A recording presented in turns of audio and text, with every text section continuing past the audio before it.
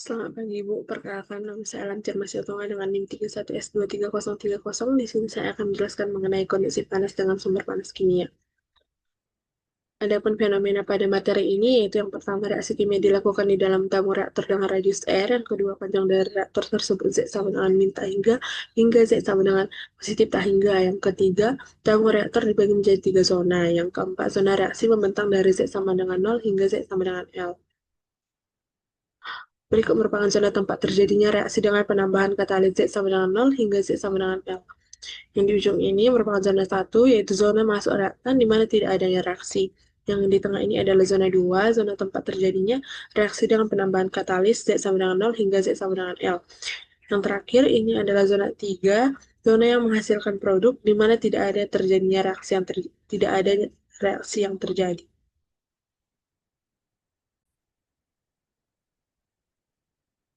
Digunakan beberapa asumsi untuk menyederhanakan model, yaitu aliran flux flow, sistem steady state, dinding dinding insulasi, tidak adanya gradien radial serta densitas dan laju alir konstan. Flux flow ini adalah kecepatannya seragam, steady state tidak adanya akumulasi energi, dinding insulasi tidak ada kehilangan panas yang keluar, SC ini adalah sumber panas dari reaksi kimia.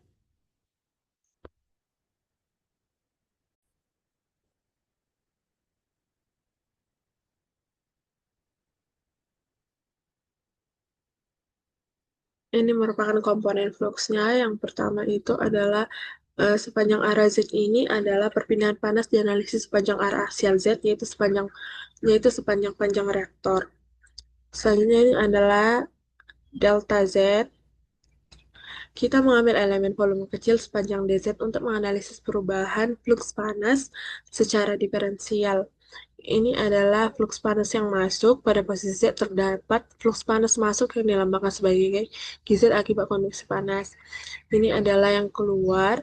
Sedangkan yang keluar ini terdapat flux panas yang keluar yang nilainya berubah karena adanya gradien temperatur sepanjang reaktor.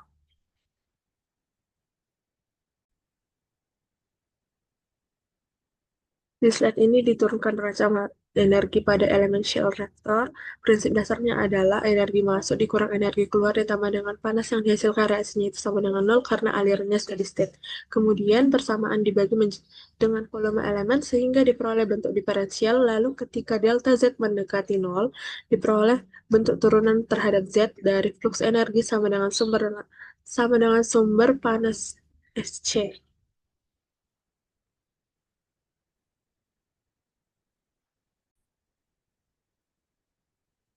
Selanjutnya, di sini digunakan hukum Fourier untuk menjelaskan perpindahan panas secara konduksi. Hukum Fourier menyatakan bahwa laju perpindahan panas sebanding dengan gradien temperatur. Selain itu, diperhitungkan juga kontribusi konveksi, viskositas, dan energi aliran fluida dalam vektor flux energi total.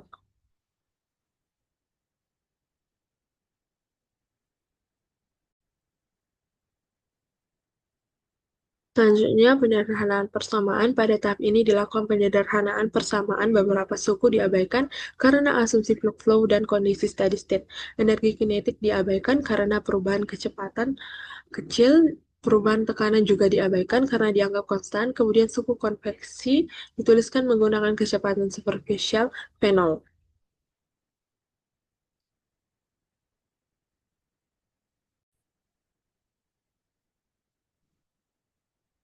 Kemudian diperkenalkan parameter tak berdimensi, yaitu sumber panas kimia. Parameter ini menyatakan kekuatan panas reaksi dibandingkan dengan kapasitas panas aliran fluida. Untuk tiap zona ini, untuk tiap zona ini, zona 1 tidak ada reaksi sehingga d theta per dz sama dengan 0. Zona 2 tidak terjadi reaksi sehingga ada sumber panas. Zona 3 kembali tanpa reaksi sehingga gradien temperaturnya 0.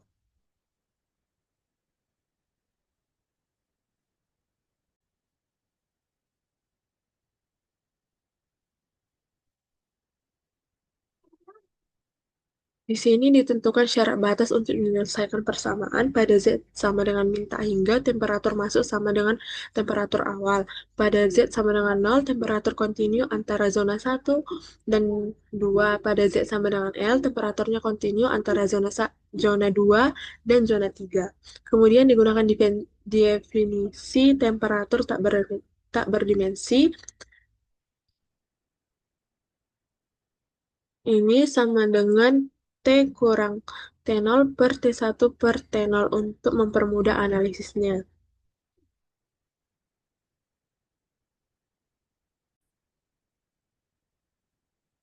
Berdasarkan dari energi dan syarat batas yang telah ditentukan sebelumnya, maka diperoleh persamaan diferensial temperatur untuk masing-masing zona reaktor. Karena reaktor dibagi menjadi 3 zona, maka persamaan energi juga dianalisis secara terpisah pada setiap zona.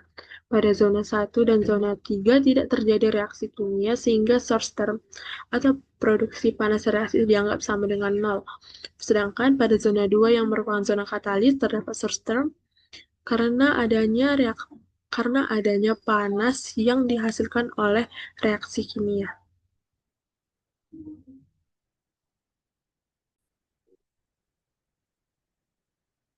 Pada saat ini ditentukan kondisi batas atau boundary condition yang digunakan untuk menyelesaikan persamaan diferensial temperatur yang telah diperoleh dari shell energy balance. Kondisi batas ini sangat penting karena tanpa boundary condition, solusi persamaan temperatur masih bersifat umum dan belum spesifik karena reaktor dibagi menjadi 3 zona sepanjang arah aksial Z, maka kondisi batas diterapkan pada zona masuk, zona reaksi, zona keluar reaktor. Untuk zona 1 ini, kondisi batas biasanya diambil pada bagian hilat reaktor, di mana temperatur fluida masuk dianggap diketahui dan konstan.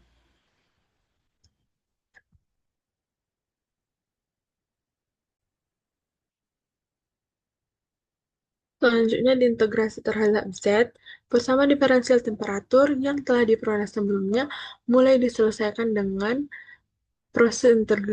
proses integrasi terhadap variabel Z.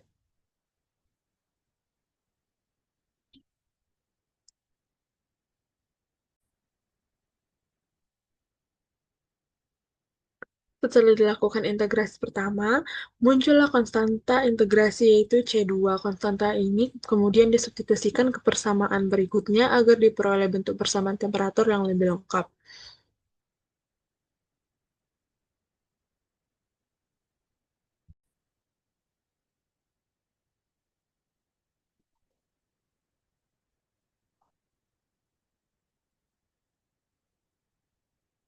Selanjutnya dilakukan substitusi hasil dari persamaan sebelumnya yaitu persamaan 6 ke dalam persamaan 5. Tujuannya adalah untuk mengeliminasi variabel antara dan mendapatkan satu persamaan temperatur yang konsisten.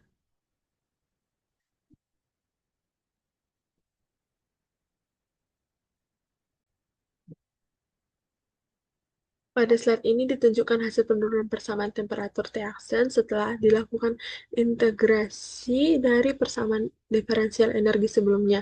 Persamaan ini masih dalam bentuk umum dan mengandung parameter fisik seperti konduktivitas efektif, kapasitas panas fluida, serta kecepatan aliran superficial. Selain itu masih terdapat konstanta integrasi karena boundary conditions belum sepenuhnya disubstitusikan.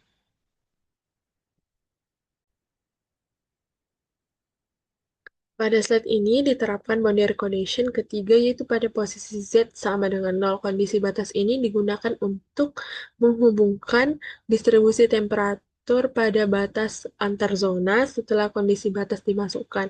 Persamaan kemudian diintegralkan kembali sehingga diperoleh bentuk persamaan baru yang diberi di sini yaitu adalah persamaan 9.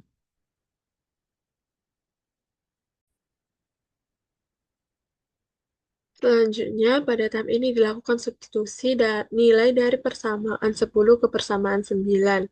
Tujuannya adalah untuk menggantikan bentuk temperatur sebelumnya ke dalam persamaan baru agar diperoleh hubungan temperatur yang lebih lengkap dan konsisten dengan hasil integrasi sebelumnya.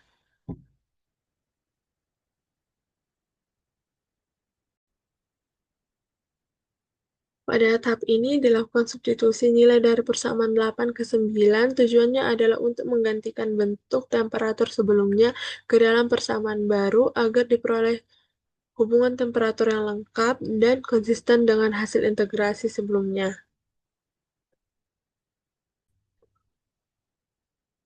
Selanjutnya dilakukan substitusi persamaan 10 ke dalam persamaan 9. Langkah ini bertujuan untuk menyatukan seluruh hasil penurunan matematis sehingga persamaan temperatur dapat dinyatakan dalam satu bentuk yang memenuhi kondisi batas yang telah ditentukan sebelumnya.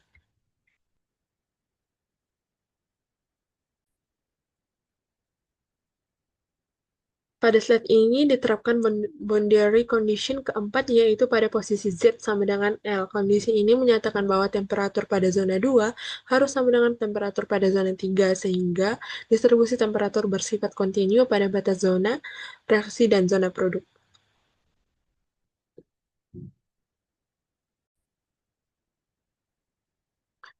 Setelah boundary condition keempat diterapkan, persamaan energi kembali diintegralkan. Karena pada zona ini tidak terdapat sumber panas reaksi, maka bentuk persamaan menjadi lebih sederhana dan menghasilkan konstanta integrasi baru, yaitu C4.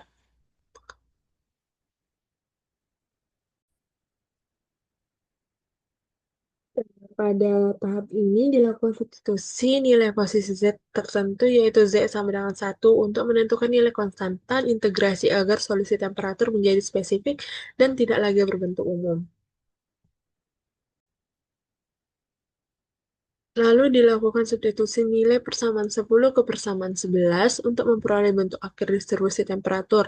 Persamaan ini sudah mempertimbangkan seluruh proses integrasi, substitusi antar persamaan, serta penerapan boundary condition pada setiap zona reaktor.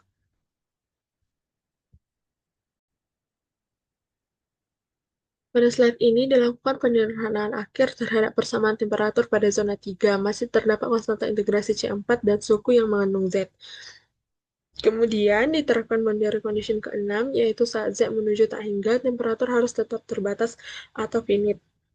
Artinya, secara fisik, konduksi panas tidak boleh menjadi tak terhingga dan sistem harus tetap stabil. Dengan kondisi ini, suku yang menyebabkan temperatur divergen harus dieliminasi.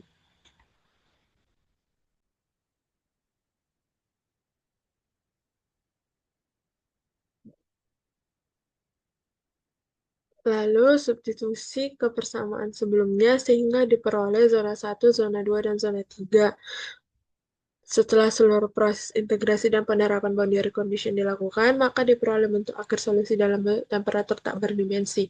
Untuk zona 1, temperatur relatif konstan sehingga theta aksen sama dengan theta 1 sama dengan 1. Pada zona 2, distribusi temperatur dinyatakan dalam bentuk integral yang bergantung pada fungsi panas reaksi. Sedangkan pada zona 3, temperatur sama dengan temperatur batas akhir zona 2 sehingga distribusinya kontinu.